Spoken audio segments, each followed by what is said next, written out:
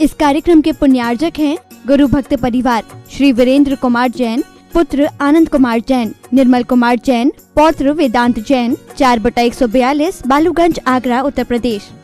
श्री राजेंद्र प्रसाद जी जैन, श्रीमती ममता जी जैन, श्री प्रशांत जी जैन, श्रीमती दिव्या जैन, पारस जैन, श्री भरत जैन, श्रीमती सौम्या जैन एवं समस्त परिवार, मुंबई। ओम ह्रीं क्लीं क्लीं ऐं अरं बम बम मम मम हम शम तम पम वम मम मम मम हम हम शम शम तम तम पम पम झम झम ह्रीं ह्रीं श्रीं श्रीं राम राम ह्रीं ह्रीं रावे द्रावै नमोरते भगवती श्रीमती पवित्रतरजलेंजना विसिंचामिति स्वाहा। आप देख रहे हैं शास्त्र समीक्षकर के पावन तलहटी में स्थित कीर्तन परिसर से नित्य प्रति अभिषेक एवं शांतिहरा। आज उन्होंने मासिक शांति का शांतिहरा कराने का सौभाग्य प्राप्त किया है। हजारीबाग से संस्थापक सदस्य स्वर्गीय ताराचंद जी गंगवाल, श्रीमती प्रेमलता जी, प्रवीणी जी, विभा जी, संजय, रंजू, राजीव, ऋषिका जी गंगवाल, तिलक कुमार वाल किशनगढ़ से, ललितपुर से महेंद्र कुमार जी, हितेन जी, प्रवीण जी, बरघरिया परिवार, और मुंबई से श्रीमती रश्मि जी, आनंद जी की वैवाहिक वर्षगांठ के उपलक्ष्य पर शाह परिवार, पानीपत से श्री मयंक जी, श्रीमती शिवानी जी के वैवाहिक वर्षगांठ के उपलक्ष्य पर शाह परिवार, सागर से श्रीमती राजकुमारी जैन जी के जन्म के उपलक्ष्य पर शाह परिवार, मुजफ्फरनगर से श्री शिल्पा जी, न्यायिक मजिस्ट्रेट, कार्य सिद्धि एवं सफलता प्राप्ति हेतु, और जिनके स्वास्थ्य की मंगल भावना भाई गई है। सिलीगुड़ी से डॉक्टर पंकज जी, देहरादून से श्रीमती कमलेश जी, न्यूयॉर्क से श्रीमती विनीता जी पापड़ीवाल, हॉटेल कोलकाता से देवर्षि जैन शाह परिवार, और जिन्होंने नित्य शांति आंदोलन को शांतिया कराने का सौभाग्य प्राप्त किया। रतलाम से श्रोमणी संरक्षक भवलवा जी, ज्ञानवती देवी, राजेश जी, रेखा जी, आचन अंतरगवाल शाह परिवार, टीकमगढ़ से संस्थापक से बाबूल से अखिलेश, श्रीमती मीना जी, एसएम श्रीमती एमपी, अपूर श्रीमती शशि, दिव्य सतवैया, अदन सतवैया शाह परिवार, कटनी सत्ता से राजकानी, प्रेमचंद प्रेमी, नीरन, रमेश, दिनेश जी, महेश, संजय, अरेन, अक्षत, अंतंकर, समर्पणाई परिवार, जबलपुर बापू से श्रीमती निर्मला जी, विजय कुमार, शैलेंद्र, श्रीमती प्रियंका, रूपित कांत, मेदांश, संजन, लेमेटावाला परिवार, मुंबई से श्रोमणी संरक्षक आरपीएन, ममता जी, प्रशांत, श्रीमती दिव्या, भरत जी, पारस जी, शाह परिवार, विदिशा संस्थापक से श्रीमती कल्लाबाई, चंद्रशेखर जी, अंता, प्रिया, दिव्या, उदंग जैन शाह परिवार, रांची संस्थापक से श्रीमती चंद्रकला जी, नीरज जी, नीलियांसा, जियाग जी, पाटनी शाह परिवार, अहमदाबाद से श्रोमणी संरक्षक दिनेश जी, भावना, नील, चिराग, आस्था जी, बिल्गी शाह परिवार, जयपुर से श्रोमणी संरक्षक श्रीमती कमला देवी, दिनेश कुमार, मीनता, अक्षिता, बेनी, जानवी, विराज जी, पापड़ीवाल शाह परिवार, अलवर से श्रोमणी संरक्षक ताराचंद जी, जयंती परिवार, यूएसए संस्थापक अजय जी, मधु जी, अतुलिना, आदि अभी, रिया जी, अंजुम मेहता, अमित मेहता शाह परिवार, इंदौर जयपुर से श्रोमणी संरक्षक श्रीमती ममता देवी जी, मुकेश कुमार, चंदन बालाजी, विजय ममता, संजय ज्योति, रितिका, हितेश, लाइसा, प्रियांश, कामनी, ब्रदर, दीपिका, लवीना, दीपांशु, अभियशना, दत्ती, वर्धनई, पाटवती, काश्तीवाल परिवार, और जिन्होंने प्रत्यक्ष रूप से शांतिया करने का सौभाग्य प्राप्त किया है। हजारीबाग से श्री सुनील जी, हर्ष, प्रीति, नव्या, पराश्री, अजमेरा शाह परिवार, श्री कपूर चंद जैन कोटा शाह परिवार, श्री जय चंद कुमार जैन जबलपुर से शाह परिवार, श्री राजेश रूबी जैन कोटरमा झुमरी तिलैया से शाह परिवार, श्री रविंद्र कुमार जी, अतिशय जी, प्रभा देवी जी, सीमा जी जैन, नेला, जांजगीर छत्तीसगढ़ से शाह परिवार, Shri doctor Asha ji, doctor Amit, doctor एकता, सोनू, सिवटी जैन जबलपुर से शाह परिवार। सभी के जीवन में सुख शांति समृद्धि हो, ऐसी मंगल भावना के साथ हमें शांतिहारा प्रारंभ करते हैं। ओम नमः सिद्धेभ्य श्री वीतरागाय नमः।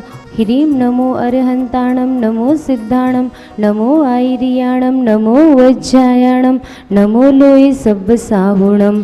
चत्तारि मंगलम अरिहंता मंगलम, सिद्धा मंगलम, साहु मंगलम, केवली पन्नतो धम्मो मंगलम। चत्तारि लघुत्तमा अरिहंता लघुत्तमा, सिद्धा लघुत्तमा, साहु लघुत्तमा, केवली पन्नतो धम्मो लघुत्तमो। चत्तारि शरणं पवज्जामि, अरहंति शरणं पवज्जामि। श्री शांतिनाथाय, शांतिकराय, सर्व विघ्न प्रणाशनाय, सर्व रोगाप मृत्यु विनाशनाय, सर्व परकृत क्षुद्रोपद्रव विनाशनाय, सर्व श्याम डामर विघ्न विनाशनाय। ओम ह्रां ह्रीं ह्रूं ह्रौं ह्र असि आउसा नमः। सर्व शांतिं तुष्टिं पुष्टिं च कुरु। ओम ह्रूं श्रूं फट् किरीटम किरीटम, घाते घाते सर्व विघ्नान, स्फोट स्फोटे सहस्र खंडान, कुरु कुरु पर मुद्रां, छिंद छिंद पर मंत्रान, बिंद बिंद शाम छ व ह्रूं फट् सर्व शांतिम कुरु कुरु। ओम ह्रीं श्रीं क्लीं अरम असियावसा अनाहत विद्याय नमो अरिहंताणम रोम सर्व शांतिम गुरु गुरु ओम ह्रां सी ह्रीं आ हुरुम ओ ह्रोम सा अरह जगदापद विनाशनाय ह्रीं श्री शांतिनाथाय नमः सर्व शांतिम गुरु गुरु ओम ह्रीं श्री शांतिनाथाय अशोक तरु सत्प्रातिहारे मंडिताय अशोक तरु सत्प्रातिहारे शोभन पदपदाय हबलुम बीजाय सर्वोपद्रव शांति कराय नमः सर्व शांतिम गुरु गुरु ओम ह्रीं श्री शांतिनाथाय सुरपुष्प वृष्टि सत्प्रातिहारे मंडिताय सुरपुष्प वृष्टि सत्प्रातिहारे शोभन पदप्रदाय भबलुम बीजाय सर्वोपद्रव शांति कराय नमः सर्व शांतिम गुरु गुरु ओम ह्रीं श्री शांतिनाथाय दिव्यध्वनि सत्प्रातिहारे मंडिताय दिव्यध्वनि सत्प्रातिहारे शोभन पदप्रदाय भबलुम बीजाय सर्वोपद्रव शांति कराय नमः श्री सर्व शांतिम गुरु गुरु ओम ह्रीं श्री शांतिनाथाय चाम्रोत्तोलन सत्प्रातिहारे मंडिताय चाम्रोत्तोलन सत्प्रातिहारे शोभन पदप्रदाय रबलुम बीजाय सर्वोपद्रव शांति कराय नमः सर्व शांतिम गुरु गुरु ओम ह्रीं श्री शांतिनाथाय सिंहासन सत्प्रातिहारे मंडिताय सिंहासन सत्प्रातिहारे शोभन पदपदाय गबलुम बीजाय सर्वोपद्रव शांति कराय नमः सर्व शांतिम गुरु गुरु ओम ह्रीं श्री शांतिनाथाय भामंडल सत्प्रातिहारे मंडिताय भामंडल सत्प्रातिहारे शोभन पदपदाय झबलुम बीजाय सर्वोपद्रव शांति कराय नमः सर्व शांतिम गुरु गुरु ओम ह्रीं श्री शांतिनाथाय दुंदुभि सत्प्रातिहारे मंडिताय दुंदुभि सत्प्रातिहारे शोभन पदप्रदाय सबलुम बीजाय सर्वोपद्रव शांति कराय नमः सर्व शांतिम गुरु गुरु ओम ह्रीं श्री शांतिनाथाय छत्रत्र सत्प्रातिहारे मंडिताय छत्रते सत्प्रातिहारे शोभन पदप्रदाय खबलुम बीजाय सर्वोपद्रव शांति कराय नमः सर्व शांतिम गुरु गुरु ओम ह्रीं श्री शांतिनाथाय प्रातिहार्याष्ट सहिताय बीजाष्ट मंडन मंडिताय सर्वविघ्न शांति कराय नमः सर्व शांतिम गुरु गुरु ओम ह्रीं अरम नमो जिनाणम सर्व शांतिर्भवतु ओम ह्रीं अरम नमो ओहि जिनाणम सर्व शांतिर्भवतु ओम ह्रीं अरम नमो परमोहि जिनाणम सर्व शांतिर्भवतु संपूजिकानां प्रतिपालकानां यतीन्द्र सामान्य तपोधनानां देशस्य राष्ट्रस्य पुरस्य राज्ञ करोतु शान्तिं भगवान् जिनेन्द्र।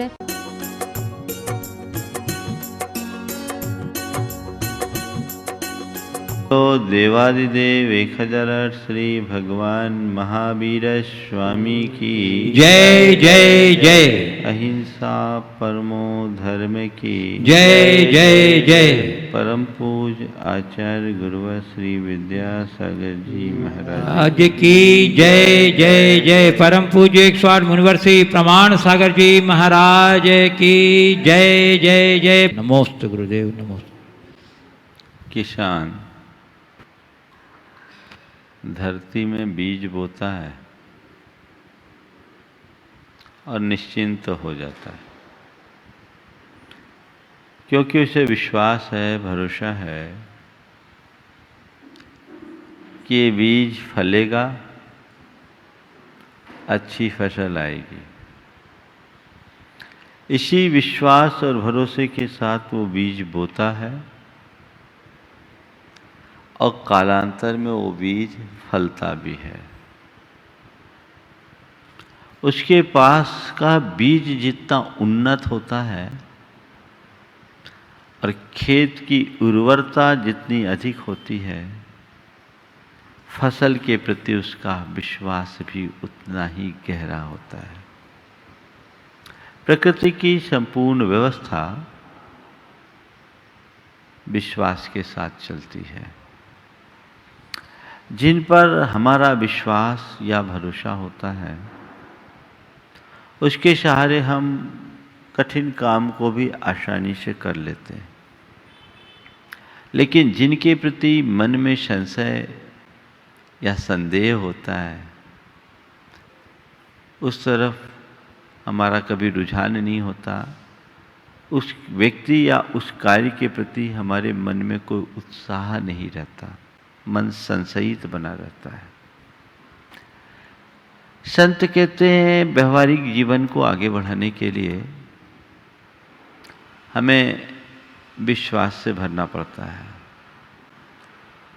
चाहे व्यवहारिक क्षेत्र की बात हो या पारमार्थिक क्षेत्र की बात हो। परमार्थ का तो मार्ग ही विश्वास का है। जैन धर्म में कहते हैं कि तुम्हारे मुख्य मार्ग की शुरुआत तुम्हारे विश्वास से होती है। जब तक तुम्हारे हृदय में सच्चा विश्वास प्रकट न हो तब तक तुम्हारे कल्याण की कोई आस नहीं है। लोक व्यवहार भी हमारे विश्वास से ही सफलीभूत होता है। आज बात मैं उसी विश्वास की कर रहा हूं।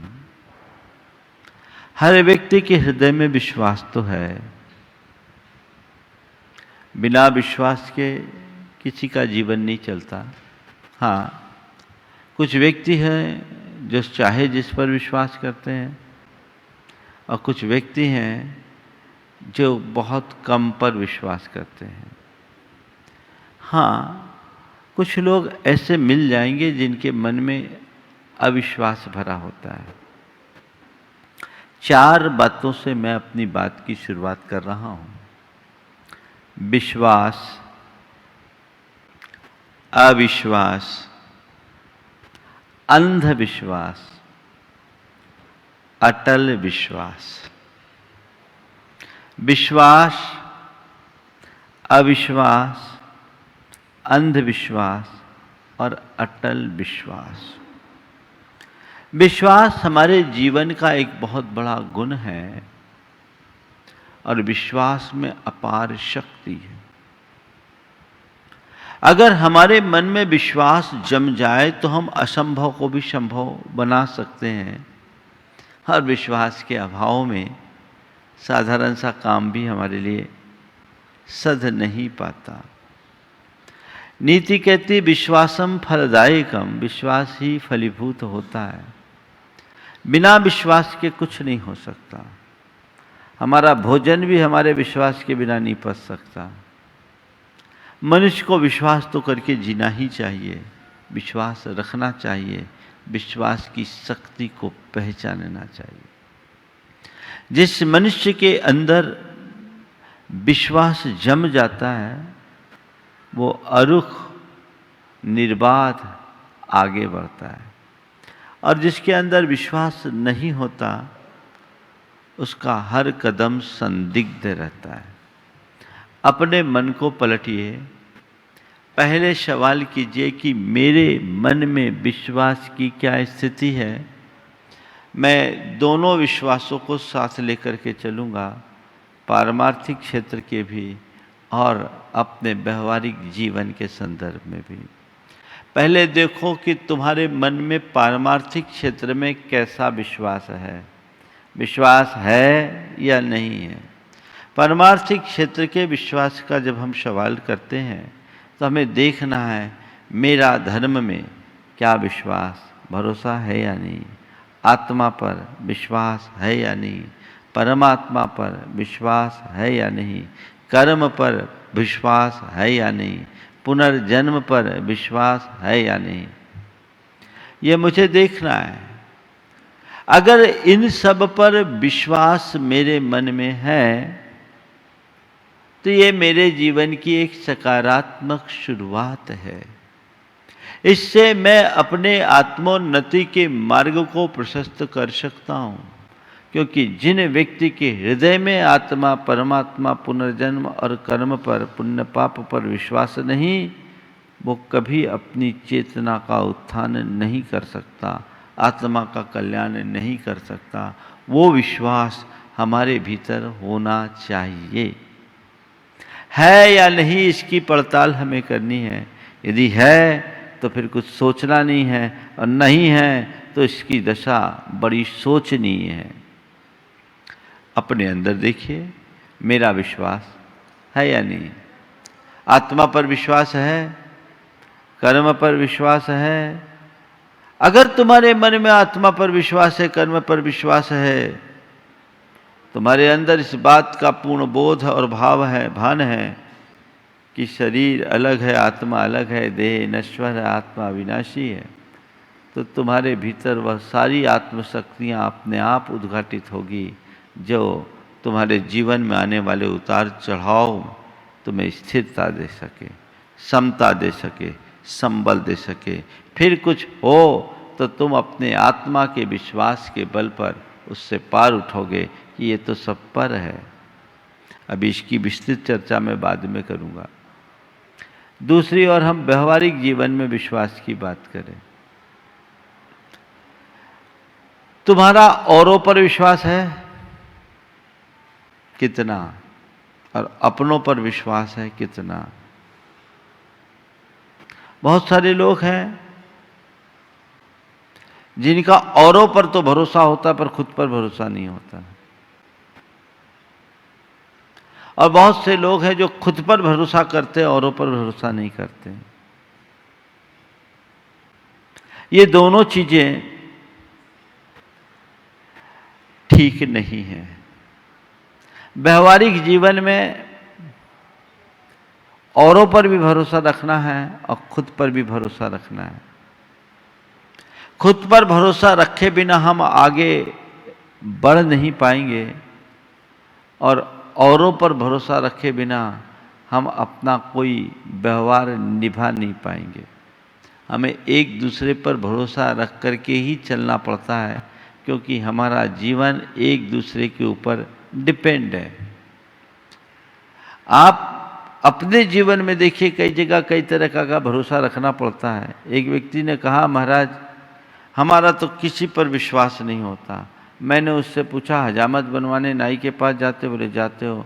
बोले वो जब गर्दन झुकाने बोलता है? बोले झुकाते हैं। बोले उसके हाथ में क्या होता? बोले उस्तूरा। तो तुम जिसके हाथ में उस्तूरा है उसके सामने अपनी गर्दन क्यों झुका देते? उसने कहा, मेरा किसी पर विश्वास नहीं। मैंने कहा, तुम नाई के पास जाते हो हजामत बनवाते हो, बनाते हो? बोले अच्छा, तो हजामत बनाने के लिए गर्दन झुकाते? बोले झुकाते हो। बोले कब झुकाते हो? नाई बोलता है तब। बोले नाई के हाथ में क्या होता? बोले उस्तूरा। तो जिस नाई के हाथ में उस्तूरा है, तुम उसके आगे अपनी गर्दन क्यों झुका रहे हो? महाराज विश्वास है, वो कुछ गड़बड़ नहीं करेगा। हमने कहा, अभी कह रहे थे मेरा किसी पर विश्वास नहीं, और अब कह रहे हो विश्वास है। ये मामला क्या है? जीवन व्यवहार में हमें अनेक पर विश्वास करना पड़ता है। आप घर से चलकर आए, गाड़ी ड्राइवर ड्राइव कर रहा है, आप ड्राइवर पर विश्वास रख करके चले तब यहाँ आए ना। अगर विश्वास न हो तो अरे भैया कहीं एक्सीडेंट ना कर दे, कहीं एक्सीडेंट ना कर दे, कहीं एक्सीडेंट ना कर दे, तो गड़बड़ होगा। जीवन व्यवहार विश्वास से चलता है, और ये विश्वास जब जग जाता है तो हमारे अंदर की अनेक प्रकार की रचनात्मक शक्तियाँ प्रकट होती है। विश्वास की शक्ति को पहचानने की आवश्यकता है। एक व्यक्ति किसी संत के पास पहुंचा, बहुत परेशान था, और उनसे निवेदन किया कि मैं बहुत परेशान रहता हूँ और मुझे अपने आप पर भरोसा नहीं रहता। नतीजा ये है कि मैं अभी तक सफल नहीं हो पाया, जैसा मैं चाहता हूँ कुछ कर ही नहीं पाता। आप कोई ऐसा रास्ता बताओ जिससे मैं अपने जीवन के शिखर पर चढ़ सकूं। संत ने उससे कहा, कोई बात नहीं, मैं तुम्हें एक ताबीज़ देता हूँ। इस ताबीज़ में एक मंत्र है। इस मंत्र का ये प्रभाव होगा कि तुम जो चाहोगे सो होगा। इसमें अद्भुत शक्ति है, जादुई शक्ति है, करिश्माई मंत्र है। ताबीज ले लिया, लेकिन उसने कहा कि इस ताबीज की सिद्धि तुम्हें एक रात शमशान में रह करके करनी पड़ेगी। एक रात जब तुम शमशान में रहोगे तब ये ताबीज चार्ज हो जाएगा, इसकी सिद्धि हो जाएगी, और फिर तुम इसका जो परिणाम देखोगे वो आश्चर्यजनक होगा। उसने कहा, मेरे जैसा डरपोक आदमी पूरी रात शमशान में कैसे निकालेगा? ये मुझसे नहीं होगा। अरे भैया, तुमसे मैं कह रहा हूं, इस ताबीज पर भरोसा करो, विश्वास करो, कुछ नहीं होगा। तुम जाओ, निश्चित सफल होगे। उसका संत पर विश्वास था तो वचनों पर भी विश्वास हो गया। वो शमशान में गया, पास में ताबीज, कोई डर भय नहीं लगा। अब उसके मन में ये विश्वास जम गया कि मेरे पास चमत्कारिक ताबीज है, मेरे पास चमत्कारिक ताबीज है और मैं इस ताबीज के बल पर जो चाहूं सो कर सकता हूं। नतीजा ये निकला कि उसके अंदर बड़ी सकारात्मकता विकसित हो गई, उसका विश्वास एकदम प्रबल हो गया और वह प्रगति के शिखर पर पहुंच गया, एक सफलतम व्यक्ति के रूप में स्थापित हो गया।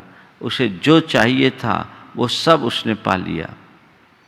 एक लंबे अंतराल के बाद उसी संत का फिर से उसके यहाँ आगमन हुआ और जैसे ही संत के आगमन की बात सुनी वो चरणों में जाकर बिछ गया। बोले, आपकी कृपा से तो मेरा जीवन निहाल हो गया, आपने क्या ताबीज दिया, चमत्कार हो गया, मैंने जो चाहा सब मिला, गजब। संत ने कहा, वो ताबीज निकालो। ताबीज निकाला। बोले, इस ताबीज को खोलो। खोल के देखा तो केवल ताबीज था, उसमें कोई मंत्र वंत्र था ही नहीं। पोली ताबीज, कोई मंत्र वंत्र नहीं। वो एकदम स्तब्ध रह गया, ये क्या देख रहा हूं। बोले, गुरुदेव इसमें मंत्र कहां गया। बोले, मंत्र मैंने उसमें दिया होता तब तो ये चमत्कार कैसे हो गया। तो संत ने कहा, ये चमत्कार किसी मंत्र का नहीं, ये चमत्कार तुम्हारे विश्वास का है। इस ताबीज के निमित्त से तुम्हें विश्वास हो गया कि मैं अब मुझे कुछ गड़बड़ नहीं होगा, मैं चाहूं वो कर सकता हूं। इस विश्वास ने तुम्हारी आत्मशक्ति को उद्घाटित कर दिया, तुम्हारा आत्मविश्वास बढ़ गया और तुम सफल हो गए। जीवन में आगे बढ़ना है तो किसी मंत्र तंत्र के चक्कर में मत पड़ो, अपनी क्षमताओं पर विश्वास करो। बंधुओं, विश्वास की शक्ति अचिंत्य है।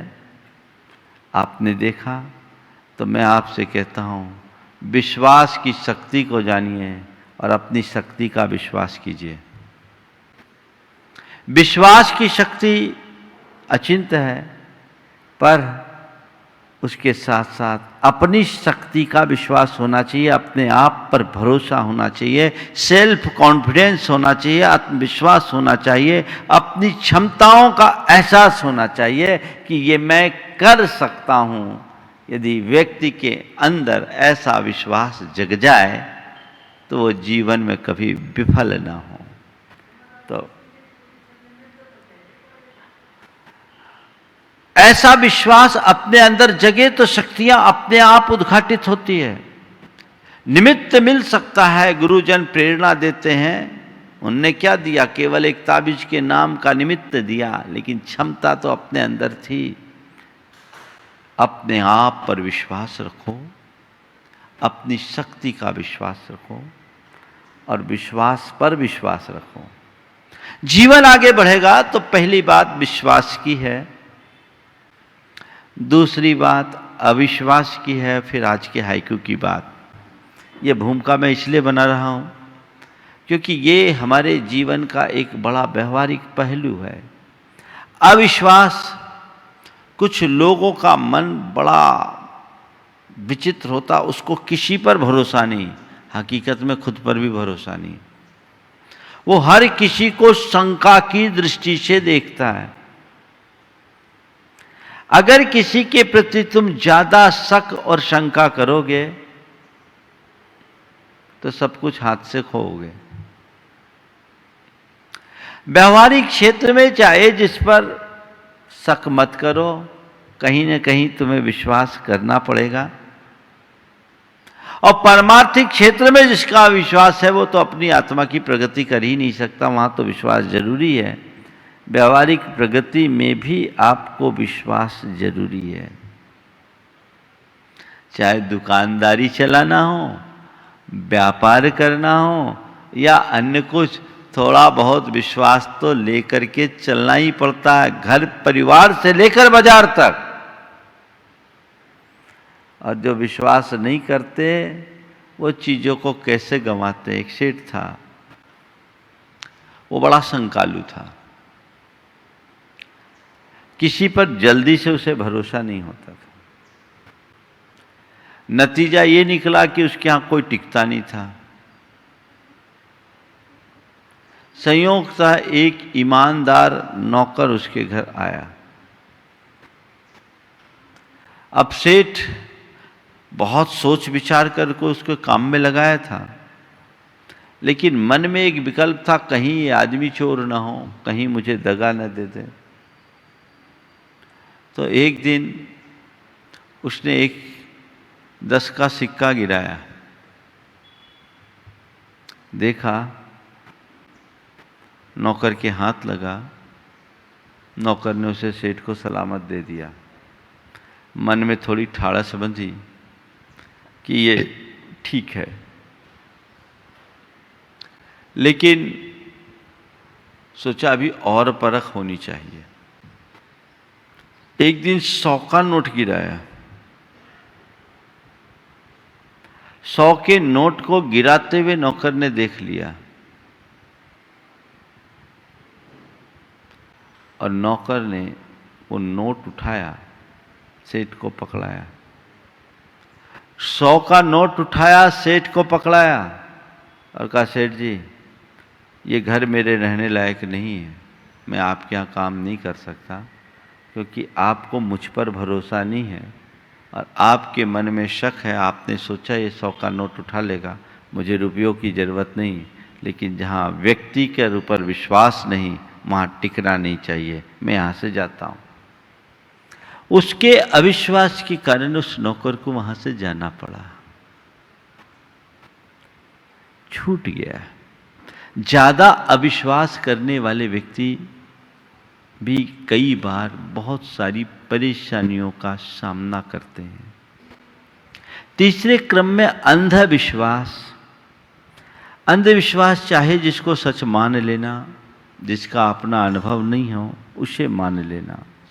धार्मिक क्षेत्र में अंधविश्वास उन रूढ़िवादिताओं को अपने साथ आत्मसात कर लेना जो सत्य से परे है और जिससे आत्मा का कल्याण संभव नहीं है, जिसका आत्म कल्याण से कोई संबंध नहीं, उसे धर्म भाव से स्वीकार कर लेना, ये धार्मिक अंधविश्वास है। और लौकिक क्षेत्र में अगर हम कहें तो चाहे जिस पर विश्वास और भरोसा कर लेना और आंख मूंद लेना, व्यक्ति की परख किए बगैर व्यक्ति पर विश्वास करना, ये अंधा विश्वास है। धर्म क्षेत्र में अंधविश्वास और व्यवहारिक क्षेत्र में अंधा विश्वास, दोनों मनुष्य को परेशानियों में डालता है, विपत्तियों में उलझना पड़ता है। संत कहते ऐसा अंधविश्वास मत रखो और अंधा विश्वास मत रखो। व्यक्ति को पहले परखो और परखने की कसौटी है कि उस व्यक्ति की अच्छाई और बुराइयों का दोनों का आकलन करो। देखो उस व्यक्ति में अच्छाइयों का पहलू अधिक है या बुराइयों का। अगर अच्छाइयां हैं तो वो व्यक्ति विश्वास करने लायक है। आप किस पर विश्वास करें? जिस भी व्यक्ति के पास जो भी व्यक्ति आपके संपर्क में है, विश्वास करने के लिए एक कसौटी है। देखो उस व्यक्ति में अतीत में किसी का विश्वास तो नहीं तोड़ा, उसका व्यवहार कैसा है। अगर अतीत में किसी का विश्वास उसने तोड़ा है, उसका अतीत ऐसा है, तो कल तुम्हारा विश्वास भी खंडित कर सकता है। ऐसे व्यक्ति के प्रति तुम विश्वास कर लो और थोड़े में विश्वास कर लो तो मामला गड़बड़ होगा। तो विश्वास हो, अविश्वास नहीं, अंधविश्वास नहीं, अंधा विश्वास नहीं। व्यक्ति की परख हो जाने के बाद अटल विश्वास हो। ऐसा विश्वास कि एक बार विश्वास जम गया तो जम गया पत्थर की लकीर। अब विश्वास टूटना नहीं चाहिए। जीवन में न तो विश्वास टूटना चाहिए और न ही विश्वास तोड़ना चाहिए। टूटना दुर्बलता है और तोड़ना अपराध। दोनों से बचो, अटूट विश्वास रखो और कभी किसी का विश्वास मत तोड़ो। सामने वाले के विश्वास पर खरा उतरने की कोशिश करो, अटल विश्वास। लेकिन आजकल लोग विश्वासघात के शिकार ज्यादा होते हैं। एक तो जल्दी से लोग विश्वास करने लायक नहीं होते, फिर ऊपर से कहते हैं कि हम पर विश्वास नहीं करते। करे कैसे? विश्वास के लायक व्यक्ति पर विश्वास होना चाहिए और वो अटल विश्वास होना चाहिए। और जो व्यक्ति, जिस व्यक्ति का आचरण संदिग्ध है, उसके प्रति रंच मात्र भी भरोसा नहीं करना चाहिए। अब सवाल है, जिस व्यक्ति के प्रति मेरा अटूट विश्वास था, किसी वजह से वह विश्वास टूट जाए तो फिर क्या करे? होता है, कहते हैं कांच और दिल एक बार टूट जाता है तो फिर जुड़ता नहीं। धागा टूट गया तो टूटता है, उसमें गांठ पड़ती है। किसी ने विश्वास तोड़ दिया तो क्या करे? आज गुरुदेव जिस हाइकू की बात कर रहे हैं, मैं वहीं आ रहा हूं।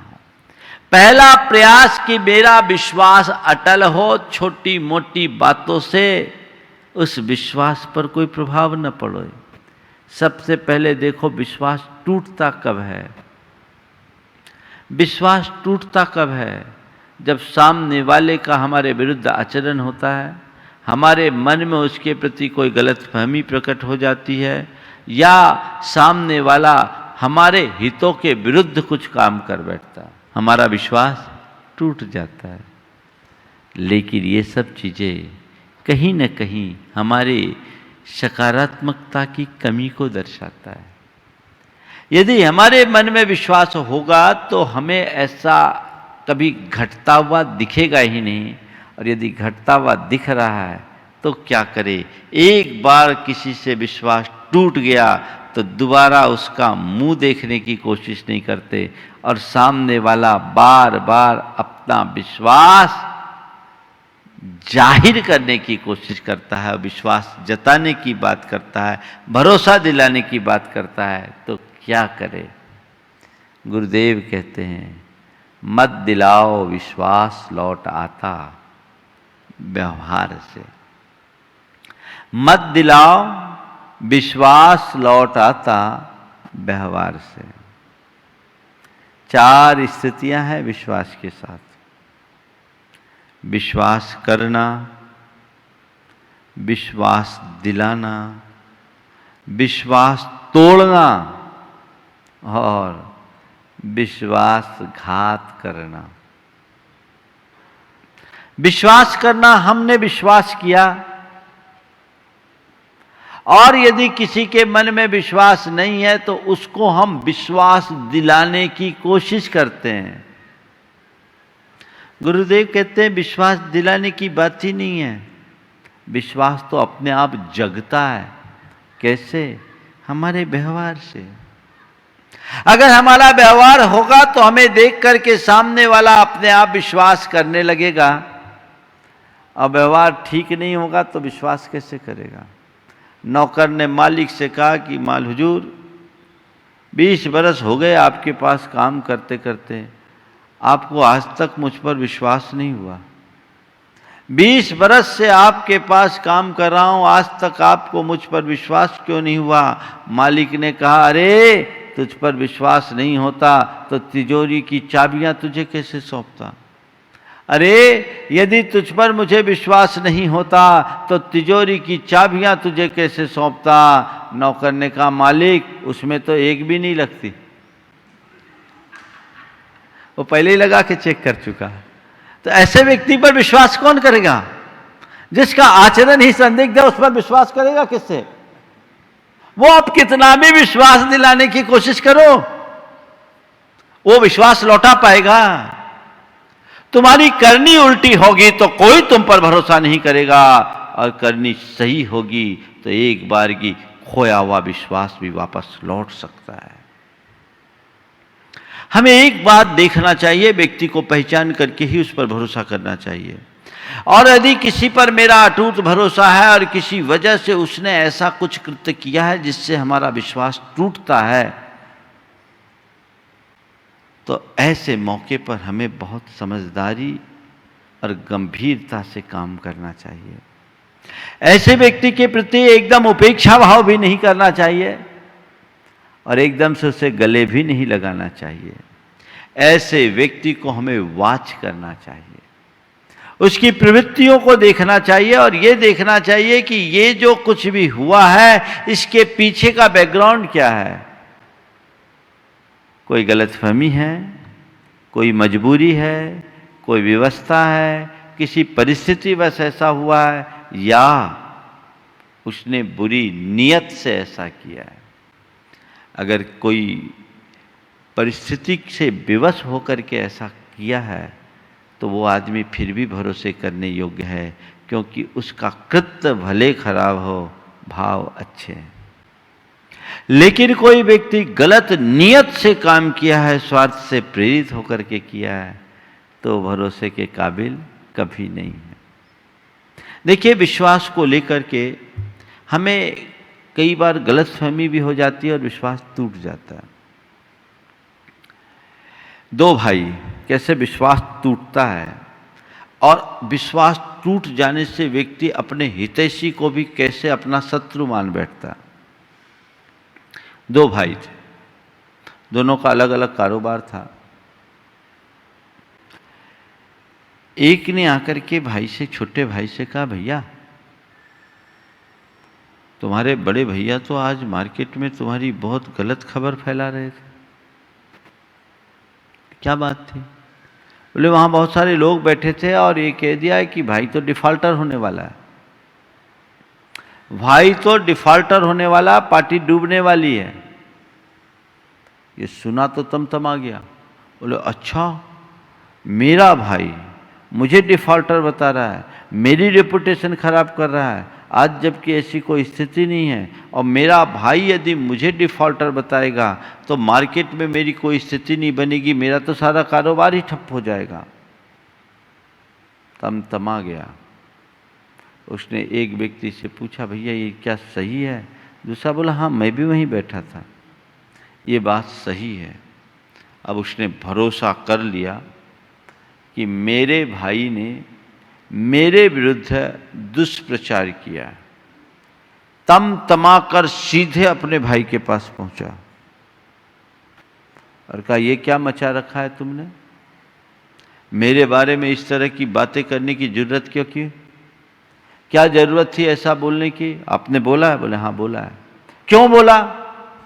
ठंडे हो जाओ, शांत हो जाओ, इतनी ज्यादा तेवर दिखाने की जरूरत नहीं है। नहीं नहीं, आप ऐसी कोई बात करते, एकदम तमका हुआ था। मैं बोल रहा हूं ना, मैंने बोला है। आप पूछ रहे क्यों बोला? थोड़ा ठंडे होके पूछो, मैं बता देता हूं क्यों बोला। बोले, क्या हुआ? बोले, बात ऐसी थी कि मैंने आज तक तुम्हारा कभी बुरा सोचा क्या? बोले, नहीं, मैंने हर वक्त तुम्हारा साथ दिया। बोला, दिया। हर विपत्ति में तुम्हारे साथ खड़ा रहा। बोला, खड़ा रहा। फिर तुमने आज ऐसे कैसे सोच लिया कि मैं तुम्हारे विरुद्ध कुछ ऐसा बोलूं जिससे तुम्हारा हित हो? नहीं, हुआ क्या? ये बात आपने बोली कि नहीं बोली? आपने बोला ना ऐसा? बोले, हाँ बोला, मैं बोलता ना, पर क्यों बोला ये तो सुन। बोले, क्या हुआ? बोले, मेरे पास इनकम टैक्स विभाग के कुछ अधिकारी बैठे थे, अब बातचीत में चल रही थी कि तेरे यहाँ वो लोग आने वाले सर्वे करने को, तो मैंने जानबूझ करके कह दिया, उसका तो दिवाला पिटने वाला, मैं तेरे हित के लिए कर रहा था कि अहित के लिए कर? अरे ऐसी बात है? भैया माफ करना, मुझे तो पता ही नहीं था, मैं फालतू खामोखा आपके अगेंस्ट ऐसा सोचने लगा। उसने कहा, भैया कभी भी किसी विश्वासी के विश्वास को एक छोटे से झटके से मत तोड़ा करो। अगर है कोई बात हो तो उसे कंफर्म करो। ये तो अच्छा हुआ कि तू यहाँ आ गया और अपनी भड़ास निकाल लिया, मैंने तुझे सत्य से वाकिफ कर दिया, नहीं तो तू अंदर ही इन बातों को पालता रहता, घुड़कतान बनाता और मेरा प्रबल शत्रु बन जाता। हमेशा हमेशा की मित्रता खत्म हो जाती, विश्वास का स्थान शंका ले लेती। नहीं, जीवन में कभी गलतफहमी मत आने दो। कई बार व्यक्ति के द्वारा ऐसा आचरण होता है जो गलत दिखता है, और वो गलत आचरण भी सामने वाला किसी परिस्थिति से विवश होकर करता है, वो भी क्षम्य है। हालांकि ऐसा होना नहीं चाहिए, पर कई बार व्यक्ति कर देता है तो उसको देखना चाहिए कि व्यक्ति का बैकग्राउंड क्या है। दो मित्र, एक काफी संपन्न था और दूसरे की स्थिति बहुत अच्छी नहीं थी, पर मित्रता प्रगाढ़ थी। अब उसकी बेटी की शादी का प्रसंग आया, पर इधर बेटी की शादी का प्रसंग है, उधर उसकी पत्नी बीमार हो गई, रुपयों की सख्त आवश्यकता हुई। अब वो अपना मुंह खोलने की स्थिति में नहीं कि मैं अपने मित्र से इस समय कुछ मदद लूं। उसने मित्र के कुछ ही काम में बीच में पैसा ले लिया और अपना काम कर लिया। कुछ दिन बाद जब मित्र को मालूम पड़ा कि इसने हमारे रकम से हेरा फेरी की है, बहुत क्षुब्ध हुआ। लेकिन उसे लगा कि ये बेटी की शादी और पत्नी की बीमारी के पीछे खर्च किया। जब उसे मालूम पड़ा कि ये काम इसके मित्र ने किया है जिस पर वो बड़ा विश्वास करता था, एक बार वो मानने को तैयार नहीं हुआ। लेकिन जो था वो सत्य था। अब सत्य को तो कोई झुटला नहीं सकता। उसने उस मित्र को बुलाया और कहा, ये जो इतने रुपए हैं, ये रुपए आपने उठाए। आंखों से आंसू उठाए। मुझे उसकी घोर ग्लानि है, अपराध बोध है, और क्षमा भी चाहता हूँ, और आपसे मुंह दिखाने का हिम्मत भी नहीं जुटा पा रहा हूँ। क्यों किया? मुझे नहीं करना था, मेरी मजबूरी थी। उस समय मेरी बुद्धि खराब हो गई। मैं चाहता तो आपसे बोल करके भी ये कार्य कर सकता था, लेकिन पता नहीं ऐसी स्थिति में मेरी बुद्धि क्यों बिगड़ गई। मैंने ये गलत कर लिया और इसका मुझे घोर अपराध बोध है। मैं इसका प्रायश्चित करना चाहता हूँ और भविष्य में कभी इसकी पुनरावृत्ति नहीं करूँगा। सामने वाला समझ गया, इसका दिल साफ है, एक बार गलती किया है, लेकिन कोई ज़रूरी नहीं कि ये बार बार गलती करेगा, ये सुधर सकता है। उसने कहा, ठीक, ये हुआ सो हुआ, तुम्हें ये बात कहनी थी। आज तुम मेरे बचपन के मित्र हो और तुम हमारे कारोबार को आगे बढ़ाने में तुम्हारी बड़ी भूमिका भी रही है। तुम्हें ऐसा नहीं करना था, लेकिन आइंदा आप ध्यान रखना। और उसने उसको ऑब्जर्व करते हुए रखा, और उसके भीतर जो आत्मग्लानि थी उससे वो अंदर ही अंदर उत्प्रेरित हुआ और भविष्य में अपना जीवन सुधार लिया। खोया हुआ विश्वास वापस लौट गया। अगर किसी का विश्वास तुमने तोड़ा है, तब उसे विश्वास जताने की जगह अपने व्यवहार से विश्वास जगाने का प्रयास करो। मत दिलाओ, विश्वास लौट आता व्यवहार से। अपने खोए हुए विश्वास को लौटाने के लिए 4 बातें जीवन में होनी चाहिए। अपने खोए हुए विश्वास को लौटाने के लिए 4 बातें अपने जीवन में होनी चाहिए। सबसे पहला, अपराध बोध और आत्मग्लानि। जो मैंने किया है इसका अपराध बोध होना चाहिए कि नहीं, मैंने गलत किया है, और सामने वाले के समक्ष जाकर अपनी गलती को प्रकट करो, स्वीकार करो, और उस समय कोई क्लेरिफिकेशन मत दो, अपनी ओर से सफाई मत दो कि मैं इस वजह से ऐसा कर लिया, इस वजह से वैसा कर लिया। मैंने गलती की है, ये मुझसे गलती हुई, मैं इसका अपराधी हूं, मेरे हृदय में इसकी घोर आत्मग्लानि है, ये प्रकट होना चाहिए सामने वाले के प्रति। अगर आपके मन में ऐसा अपराध बोध प्रकट होने लगेगा तो सामने वाले का विश्वास धीरे धीरे जमना शुरू हो सकता है। तो पहली बात अपराध बोध। दूसरी बात, आप ये समझ करके चले कि सामने वाला कोई भावनात्मक प्रतिक्रियाएं दे सकता है। वो प्रतिक्रिया तीखी भी हो सकती है। आप उसके पास गए हैं, वो आप पर झल्ला भी सकता है, चीखा चिल्ली भी कर सकता है, डांट डपट भी कर सकता है, रोना गाना भी हो सकता है। उसके लिए आप अपने आप को मानसिक रूप से तैयार रखें कि भाई ये तो मुझे झेलना ही पड़ेगा, क्योंकि मेरा अपना अपराध है। अगर आपने उसे सहज रूप से स्वीकार करने की स्थिति जगाई तो मान करके चलना, वापस विश्वास जमने की संभावना बन सकती है। तीसरी बात, माफी मांगिए। अपने अपराध के प्रति सामने वाले से माफी मांगिए।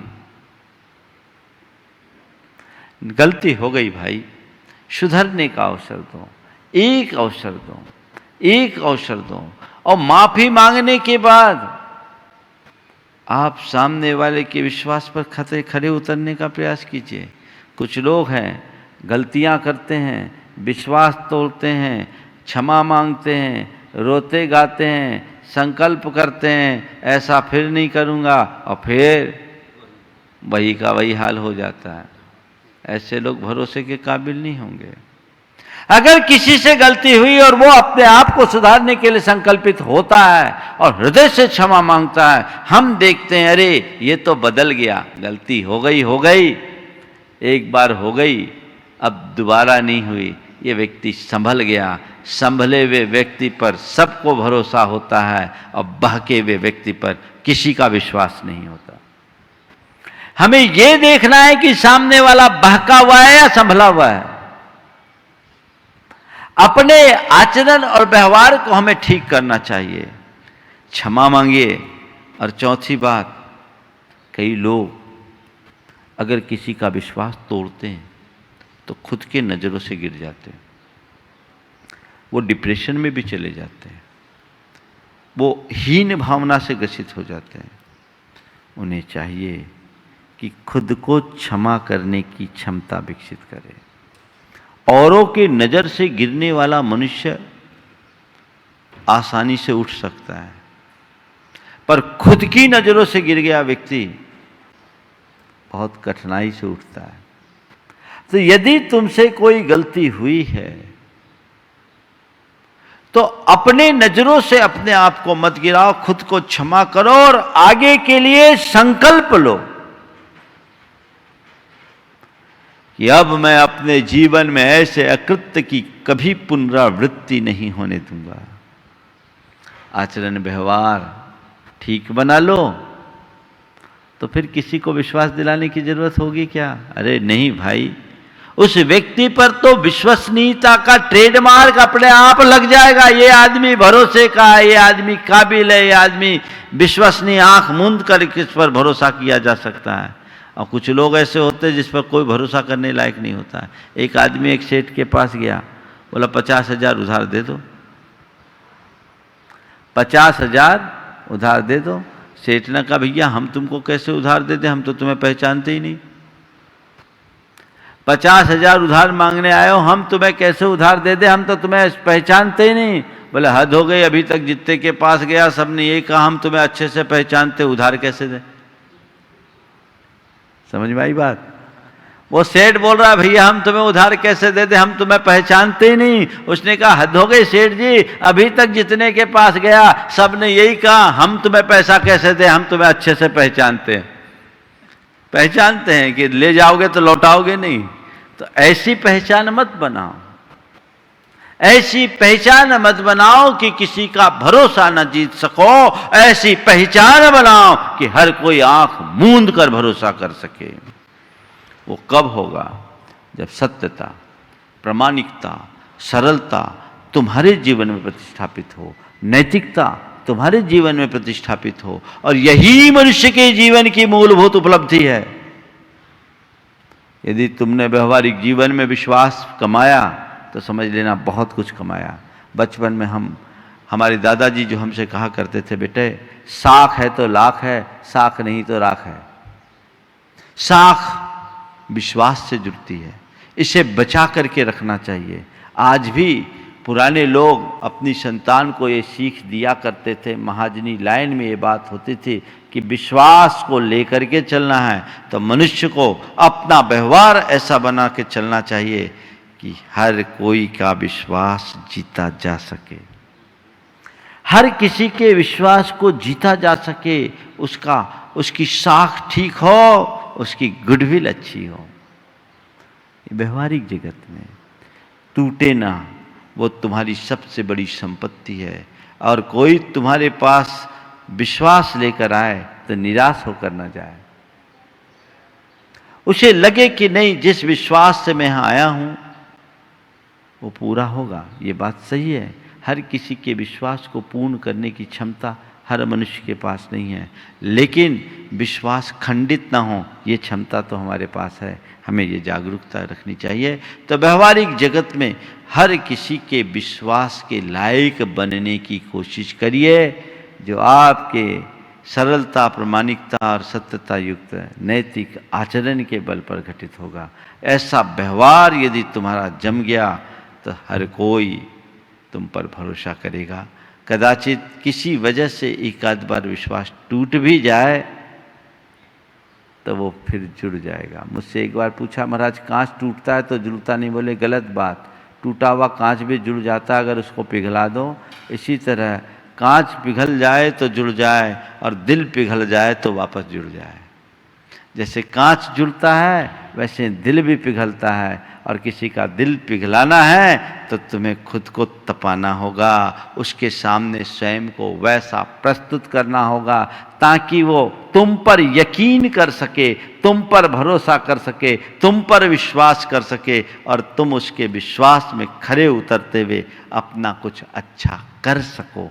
ये गुरुदेव कहते हैं, मत दिलाओ विश्वास लौट आता व्यवहार से। संभालना है, संभालना है व्यवहार को, अपने बिहेवियर को। हम किसी के साथ मिसबिहेव ना करें, हमारा जीवन सौहार्दपूर्ण बने, हमारा व्यवहार सौजन्यमय हो, हम बहुत सदाशयता के साथ जीवन जिए तो हमारा जीवन उत्कृष्ट हो सकता है, हम महान बन सकते हैं। और परमार्थ क्षेत्र में भी हम अपने विश्वास को अटल बनाने की कोशिश करें। तो आज की जो बात है उसे हमें ध्यान रखना है, अटल विश्वास रखना है, और उसके लिए आचरण ऐसा रखना है मेरा विश्वास भी अटल रहे और मुझ पर भी लोगों का विश्वास अटल रहे। वैसा व्यवहार बना करके चलेंगे तो जीवन का उद्धार सुनिश्चित रूप से होगा। तो गुरुदेव की इस उक्ति को आप याद रखें, मत दिलाओ विश्वास लौट आता व्यवहार से। व्यवहार ठीक करो, अपना आचरण ठीक करो। हर क्षेत्र में कई लोग चाहते हैं अरे हम पर विश्वास करे, हम पर विश्वास करे। आपका तो हम पर विश्वास ही नहीं है। कुछ लोग हम लोगों से भी बोल देते हैं, महाराज आप हम पर विश्वास तो करो। अरे भैया कहने की क्या जरूरत है, दिख जाना चाहिए, दिख जाना चाहिए। तो ये चीज़ें जीवन में आए तो हम अपने जीवन में स्थिरता पा सकेंगे और अपने जीवन को आगे बढ़ा सकेंगे। मंत्र जाप के साथ हम विराम लेंगे। ओम ह्रीं अर्हं श्री पार्श्वनाथ जिनेन्द्राय नमो नमः। ओम ह्रीं अर्हं श्री पार्श्वनाथ जिनेन्द्राय नमो नमः। ओम ह्रीं अर्हं श्री पार्श्वनाथ जिनेन्द्राय नमो नमः। ओम ह्रीं अर्हं श्री पार्श्वनाथ जिनेन्द्राय नमो नमः। ओम ह्रीं अर्हं श्री पार्श्वनाथ जिनेन्द्राय नमो नमः। ओम ह्रीं अर्हं श्री पार्श्वनाथ जिनेन्द्राय नमो नमः। ओम ह्रीं अर्हं श्री पार्श्वनाथ जिनेन्द्राय नमो नमः। ओम ह्रीं अर्हं श्री पार्श्वनाथ जिनेन्द्राय नमो नमः। ओम ह्रीं अर्हं श्री पार्श्वनाथ जिनेन्द्राय नमो नमः। ओम ह्रीं अर्हं श्री पार्श्वनाथ जिनेन्द्राय नमो नमः। ओम ह्रीं अर्हं श्री पार्श्वनाथ जिनेन्द्राय नमो नमः। ओम ह्रीं अर्हं श्री पार्श्वनाथ जिनेन्द्राय नमो नमः। ओम ह्रीं अर्हं श्री पार्श्वनाथ जिनेन्द्राय नमो नमः। ओम ह्रीं अर्हं श्री पार्श्वनाथ जिनेन्द्राय नमो नमः। ओम ह्रीं अर्हं श्री पार्श्वनाथ जिनेन्द्राय नमो नमः। ओम ह्रीं अर्हं श्री पार्श्वनाथ जिनेन्द्राय नमो नमः। ओम ह्रीं अर्हं श्री पार्श्वनाथ जिनेन्द्राय नमो नमः। ओम ह्रीं अर्हं श्री पार्श्वनाथ जिनेन्द्राय नमो नमः। जय बोलो चिंतामणि श्री पार्श्वनाथ भगवान की जय। परम पूज्य आचार्य गुरुवर श्री विद्यासागर जी महाराज की। परम पूज्य 108 मुनिवर श्री प्रमाण सागर जी महाराज। इस कार्यक्रम के पुण्यार्जक थे गुरु भक्त परिवार श्री वीरेंद्र कुमार जैन, पुत्र आनंद कुमार जैन, निर्मल कुमार जैन, पौत्र वेदांत जैन, 4/142 बालूगंज आगरा उत्तर प्रदेश। श्री राजेंद्र प्रसाद जी जैन, श्रीमती ममता जी जैन, श्री प्रशांत जी जैन, श्रीमती दिव्या जैन, पारस जैन, श्री भरत जैन, श्रीमती सौम्या जैन एवं समस्त परिवार मुंबई।